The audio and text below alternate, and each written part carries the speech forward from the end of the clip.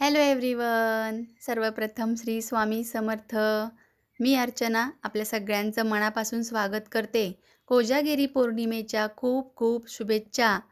आपल्याला सगळ्यांनाच माहीत आहे चंद्र 16 कलांनी परिपूर्ण आहे. आज कोजागिरी पौर्णिमा आहे.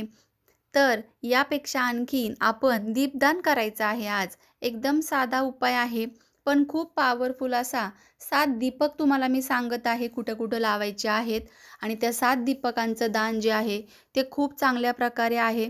तुपाचा डबा तुम्ही सर्वप्रथम घेऊन या. छोटासा तुपाचा डबा ₹100-150 ला देखील मिळतो गाईच्या तुपाचा. तर तो दिवा घेऊन या तुम्ही.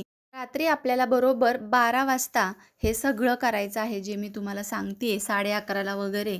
हे जे 7 दीपक आहेत, हे पूर्ण वर्षभर तुम्हाला सगळ्या गोष्टींसाठी कसे सहाय्यक ठरणार आहेत, त्याचीच आपण इथं चर्चा करणार आहोत. पण अगोदर थोडीशी माहिती घेऊया, की आपल्याला काय-काय तयारी लागणार आहे. मातीच्या पंत्या लागतील. जी वात आहे ती आपल्याला कलाव्याचीच वात टाकायची आहे. कापसाची पांढरी वात नाही, कलाव्याची लाल वात, जी मी तुम्हाला नवरात्रीमध्ये देखील सांगितली होती.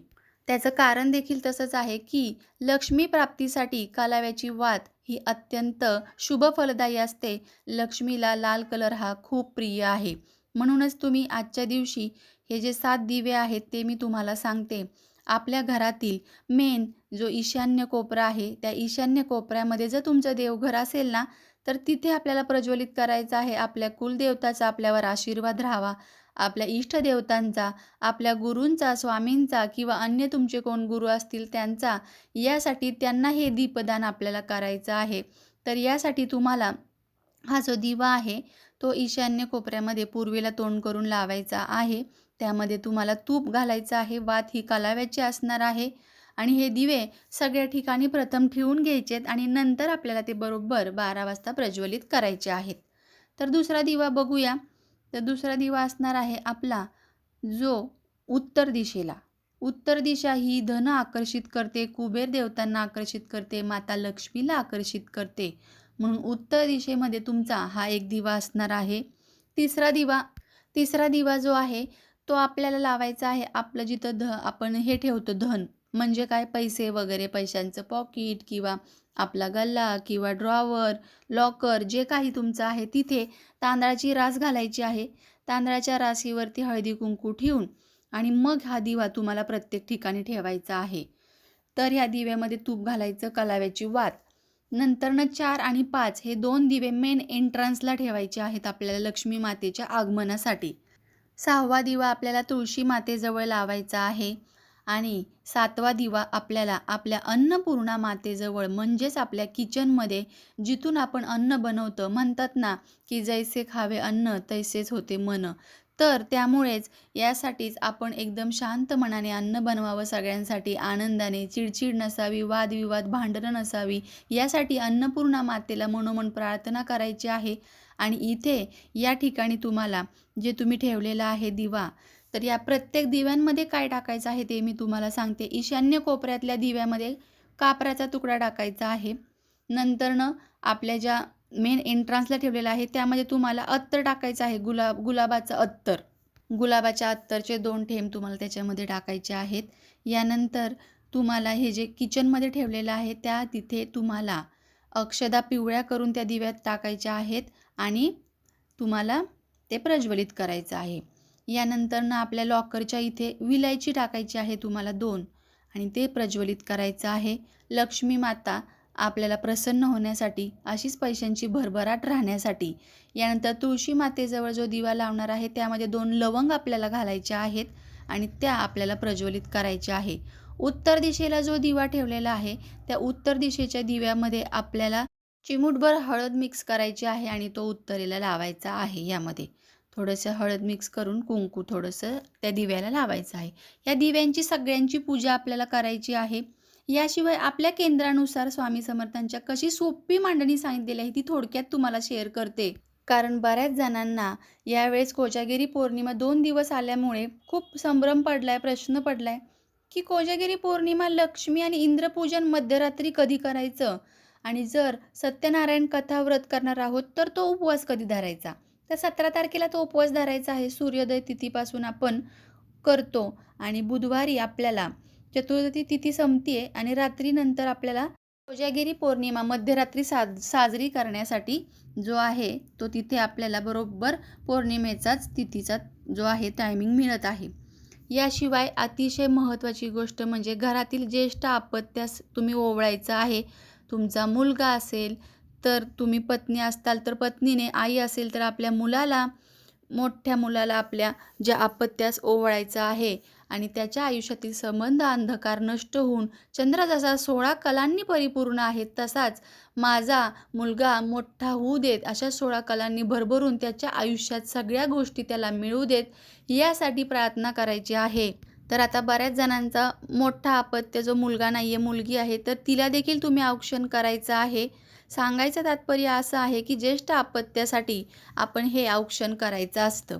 याशिवाय आज तुम्ही भगवान इंद्र, लक्ष्मी माता आणि कुबेर यांची एकत्रित वर्षातून एकदाच ही जी आहे पूजा करण्याची आपल्याला वेळ मिळते. तर शास्त्रीय पद्धत जी आहे त्यानुसार आपल्या केंद्रामध्ये सांगितलं जातं की पूजाविधी मांडणी एका पाटावर लक्ष्मीचे प्रतीक म्हणून तुम्ही मूर्ती किंवा सुपारी ठेवायची आहे विड्याच्या पानावरती. कुबेराचे प्रतीक म्हणून देखील दुसरी सुपारी आणि तांदळाच्या राशीवर पाण्याने भरलेला तांब्याचा गडवा, त्यामध्ये पाणी आणि आंब्याचा ढाळा इंद्राचे प्रतीक म्हणून ठेवायचा आहे. चंदनाचा भरीव गोल चंद्राचे प्रतीक म्हणून बनवायचा आहे. आता इथं चंदन प्रत्येकाकडे एवढं नसणार आहे, तर चंदनाची पावडरचा एक पॅकेट मिळतं, तर ते तुम्ही घेऊन यायचं आहे यासाठी. आणि तेच चंदन आपल्याला रोज थोडं थोडं लावायचं आहे. यामुळे आपल्याला चंद्रदेवतांचे आशीर्वाद तर मिळणारच आहेत. रात्री 12 वाजेपर्यंत ही सगळी मांडणी करून ठेवायची, दूध वगैरे बनवून ठेवायचं. 12 ते 12:30 नंतर या 30 ते 45 मिनटामध्ये पावणे 1 पर्यंत चंद्राचे भांडे चंद्रकिरणात ठेवायचे, बाल्कनीत वगैरे मेन डोअरमध्ये तुमच्या. हे सगळे दिवे प्रज्वलित करायचे आणि आपल्या ज्या मेन जिथं पूजा केलेली आहे त्या पूजेच्या पाटासमोर दुधाचे भांडे ठेवून चारही देवतांची हळद, कुंकू, पांढरी फुले, अक्षता, अष्टगंध वाहून पूजा करायची. शक्यतो करून पांढरे वस्त्र तुम्ही घालायचे प्रयत्न करा. ज्याला लाल वगैरे कलर जोडलेला असतो, पूर्ण पांढरे कपडे नसतात. तुळशीपत्र एका वाटीमध्ये दूध घेऊन त्याच्यामध्ये टाकायचे आहे. दुपारी वगैरे तोडून ठेवा आणि हा नैवेद्य अर्पण करायचा आहे. आणि आपल्याला प्रार्थना करायची आहे. ऋणरोगादि दारिद्र्यम अपमृत्यू भय शोक मनस्ताप नाशयन्तु मम सर्वदा, अशी प्रार्थना घरातल्या सगळ्यांनी एकत्रित बसून म्हणायची आहे. सगळे दिवे प्रज्वलित आहे, धुपाचा वास आहे, दीपांचा वास दरवळत आहे आणि सगळं असं मंगलमय वातावरणामध्ये आपल्याला लक्ष्मी प्राप्तीची सेवा करायची आहे. प्रत्येकाने आपापल्या प्रमाणे घरामध्ये प्रत्येकाने, अगदी लहान मुलांपासून सगळ्यांना लक्ष्मी मातेचा श्रीम श्रीम मंत्राचा जरी जाप करायला बसवलं तरी चालणार आहे. स्वामी समर्थांच्या केंद्रानुसार सेवा सांगते तुम्हाला की स्वामी समर्थांची 11 माळ घ्यायची आहे किंवा मग 1 माळ, लक्ष्मी गायत्री मंत्राची 1 माळ, विष्णू गायत्री मंत्राची 1 माळ, कुबेर मंत्रांची 1 माळ. कुबेर मंत्र देखील सोप्पा सांगितलेला आहे मी कालच्या व्हिडिओमध्ये, तर तुम्ही जरूर तो व्हिडिओ पहा म्हणजे तुम्हाला कळेल. आणि त्यामध्ये उपाय देखील सांगितलेले आहेत. जे आजारी वगैरे असतात, ज्यांचे सतत कोणत्या ना कोणत्या गोळ्या वगैरे चालू आहेत, BP वगैरे यांसारख्या आजारासाठी, होमिओपॅथिक, आयुर्वेदिक सगळ्या, तर त्यांनी कसं करायचं आहे. वैद्यकीय पहिल्या काळात कोजागिरी पौर्णिमेलाच का आपल्याला बोलवत असत, का म्हणजे देत असत औषधं, वैद्य जे सल्ला असेल मसलत केली जात होती, तर त्याप्रमाणे मी तुम्हाला तिथं सांगितलेलं आहे. व्यंकटेश स्तोत्र 1 वेळा म्हणायचं, 16 वेळा श्रीसूक्त म्हणायचं आहे. महालक्ष्मी अष्टकम 16 वेळा म्हणायचं आहे. आपल्याला येत नसेल मोबाईलवरती लिरिक्ससोबत लावायचं आहे आणि त्या लिरिक्स आपण वाचायच्या आहेत. म्हणजे कोणताही चुकीचा उच्चार होऊ नये यासाठी ही काळजी घ्यायची आहे. लक्ष्मी प्राप्तीची सेवा कुणीच चुकवू नका, कारण आजच्या दिवशी लक्ष्मी माता इंद्रांसहित येत असते.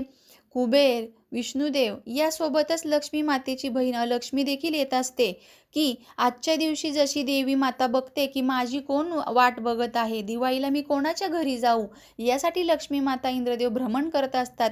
चंद्रावरून डायरेक्ट ते पृथ्वीवरती येतात. म्हणून त्याचप्रमाणे अलक्ष्मी देखील बघत असते की मी कुणाच्या घरी जाऊ, कोण झोपलेलं आहे, कोण आळस करत आहे, कोण जागं नाही आहे, तर ते घर माझं.